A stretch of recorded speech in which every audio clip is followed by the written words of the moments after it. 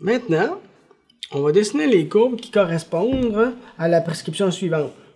Donc, VAC PC, avec une fréquence respiratoire à 10 et un volume courant désiré à 500 ml, ainsi qu'un pipe à 3 cm d'eau.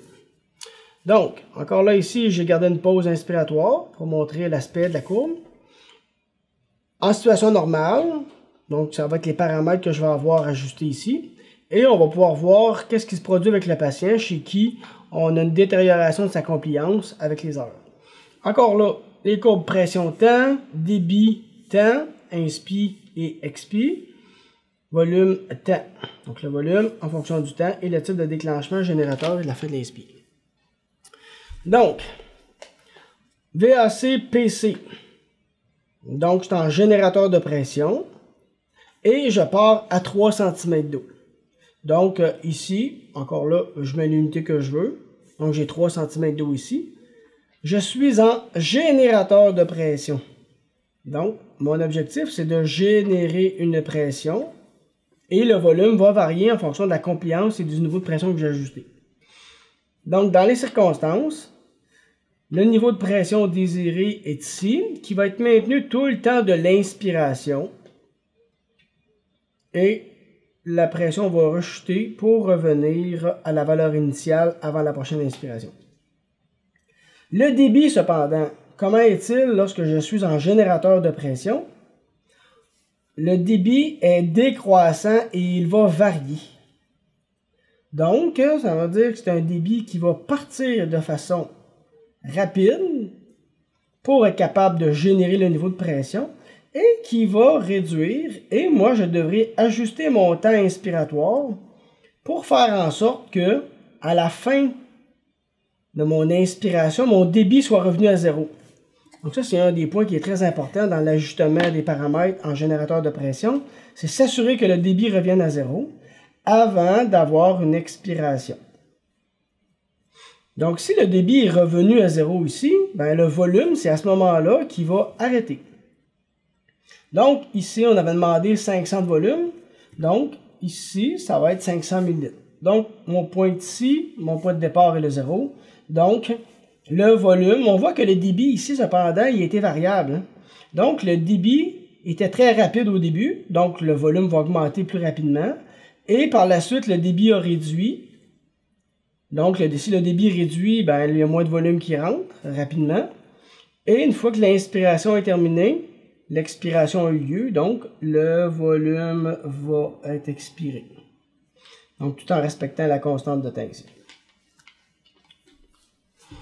Si je fais maintenant une pause inspiratoire, donc la pause inspiratoire, je pars au même niveau de pression et je devrais me rendre ici à la fin de l'inspiration. Donc, en générateur de pression, l'objectif de l'appareil, c'est d'atteindre le niveau de pression et de la maintenir. Donc, le débit, lui, ce qu'il va faire, même chose, il va augmenter de façon très rapide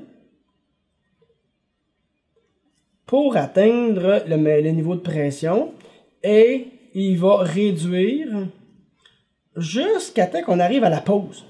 Là, une fois que la pause est installée, là, il n'y a plus de débit inspiratoire. Donc, le volume, ce qu'il va avoir fait, lui, c'est qu'il va atteindre encore là le même niveau de 500 ml. Donc, il va avoir progressé rapidement au début pour après ça atteindre celui-là. Et le volume va être maintenu tout le temps de la pause inspi. Donc, il n'y a pas de débit, donc il n'y a pas de volume qui entre. Et c'est par la suite, lors de l'expiration, que le débit va être évacué par le patient et pour revenir à 0 ici. Donc, deux courbes similaires. Ici, au point de vue de la pause inspiratoire, donc, si ici, vers la fin de l'inspiration, juste avant la pause, là, excusez, on a atteint le débit 0, ça veut dire qu'il y a une bonne distribution au point de vue de l'alvéole, ce qui veut dire que le niveau de pression va être maintenu dans le poumon jusqu'à la fin de l'inspiration, la fin de la pause, pour après ça évacuer la pression pour revenir à la valeur initiale ici pour la prochaine inspiration. Donc le volume pour le patient normal, ce qui va se produire, c'est l'expiration est toujours passive, hein? Donc le débit sort de façon passive. Ben, le volume il va sortir passivement aussi, donc plus rapide au début et un peu lent par la suite, parce que le débit est plus faible, donc le volume va sortir de façon plus faible. Donc ça, c'est deux courbes qui vont être similaires, étant donné qu'on avait le même patient chez qui on avait mis une pause inspiratoire. Donc ce qu'on voit de différent ici, c'est le débit qui revient à 0, le volume qui est maintenu, et la pression aussi qui a été maintenue, parce que le débit est revenu à 0. Okay? Le débit est revenu à 0, donc la pression a été maintenue. Parce que je suis en générateur de pression. Donc, on va prendre ici, on va redessiner les courbes avec un patient chez qui on a une diminution de compliance. Donc, encore là, je suis en générateur de pression, donc le départ se fait au même niveau, et l'objectif de l'appareil, c'est d'atteindre la pression. Bon, on aurait pu se dire tantôt que ça prenait, admettons, ici 20 cm d'eau pour de 3 à 20. Donc, ça nous donne un delta de 17 cm d'eau. Donc, ce qui veut dire que la pression courante dans ce cas-ci était de 17 cm d'eau pour générer le 500 000 litres. Lorsque j'ai une diminution de compliance, ce que j'avais ajusté dans les heures qui précédaient, c'était 17 cm d'eau pour avoir le volume courant. Donc là, je me retrouve avec la même chose. Donc, la pression va augmenter encore là rapidement. Et la pression va être maintenue tout le temps de l'inspiration. Qu'est-ce qui va varier dans ce cas-ci si on a une diminution de la compliance? J'attends votre réponse. Ah, je l'ai entendu. La diminution du volume. Donc, le volume que j'avais ici, qui était de 500 ml auparavant, ben, elle va se retrouver un peu plus, elle va se retrouver plus petite. Donc, le niveau de volume que je vais atteindre va être ici. Cependant, étant donné que je me retrouve avec une diminution de compliance, mon débit va varier. Parce que rapidement, l'appareil va générer le débit nécessaire pour atteindre la pression. Mais étant donné qu'on se retrouve avec un poumon qui a une compliance qui est moins grande, plus rapidement, le débit va redevenir à des valeurs nulles. Parce que la pression est atteinte plus rapidement, parce qu'on a une compliance qui est plus faible. Donc, on se retrouve avec un poumon qui a une constante de temps qui est différente. Donc, à partir de ce moment-ci, le débit va être nul. Donc, on voit ici que s'il n'y a plus de débit, puis mon volume est plus faible, ben, il faut que je fasse correspondre sensiblement au même endroit, là, la fin de mon débit à la fin de mon volume.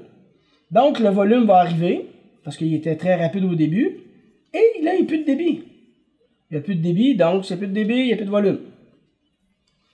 Et quand vient le temps d'expirer, ben pour un patient qui a une faible compliance, bon, c'est un patient qui va nous donner un débit de pointe qui va être très grand et qui va revenir rapidement à son débit zéro. Hein. Rapidement, le patient va vider son volume parce qu'il y a un poumon restrictif, donc il se vide très rapidement. Donc, il va revenir ici et il va y avoir une pause expiratoire. Donc, il n'y aura plus de volume qui va sortir ici. Il a terminé de le vider. Donc, ça devra être semblable au point de vue de la courbe de volume. Donc, rapidement, il a tout évacué le débit, mais le volume est tout sorti. Et par la suite, il n'y a plus rien qui se passe. Au point de vue de la courbe de pression, c'est sensiblement la même chose. La pression va être évacuée rapidement. Donc, rapidement, la pression va redevenir aux valeurs nulles. Donc, la différence, lorsqu'on a une diminution de compliance, c'est pas la pression. Je l'ai ajustée à 17 cm d'eau auparavant.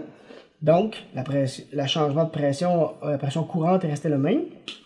Cependant, j'ai une constante de temps qui est différente. Ça a pris moins de temps pour atteindre la pression et atteindre le volume. Donc, j'ai un débit qui est à 0 et j'ai plus de volume qui rentre. J'ai un débit de pointe qui est plus grand aussi. Donc, le patient va expirer plus rapidement le peu de volume qu'il a. Donc, le volume va être évacué, donc il va redevenir plus rapidement à 0. Son débit et son volume aussi.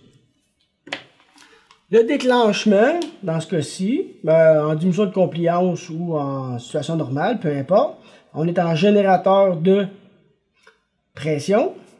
Donc, le déclenchement, c'est toujours selon ce que vous avez ajusté. Mais il y a toujours le temps qui va être présent, étant donné qu'on a une fréquence d'installer. et soit débit, ce que vous allez avoir installé, ou pression. Mais il faut toujours aller avec ce qui est le plus facile pour le patient sans autodéclenchement. Donc, je suis en générateur de pression. Et la fin de l'inspiration, à ce moment-ci, c'est quoi? Ce n'est pas le volume qui a été atteint, ni le débit qui revient à 0. C'est lorsque vous allez avoir déterminé le temps inspiratoire. Donc, la fin de l'inspiration en générateur de pression, c'est le temps inspiratoire que vous allez avoir ajusté. Donc, ça, c'est les courbes qu'on va rencontrer en situation normale, lorsqu'on est en générateur de pression, et les courbes qu'on va observer lorsqu'on va avoir une diminution de la compliance de notre patient. Donc, en quelques heures, on peut voir que la pression est la même, le débit est redevenu à 0 beaucoup plus rapidement, on a un débit expiratoire de pointe beaucoup plus rapide, et la différence majeure, c'est qu'on a une diminution du volume. Diminution du volume parce que j'ai gardé la même pression courante. Et j'avais une situation d'un patient qui avait une diminution de compliance. Donc, c'est ça qui s'est retrouvé. Donc, avec ça, vous devriez être en mesure d'identifier sur un respirateur les situations qui se produisent soit en générateur de débit ou soit en générateur de pression. Bonne journée, puis au plaisir de vous rencontrer.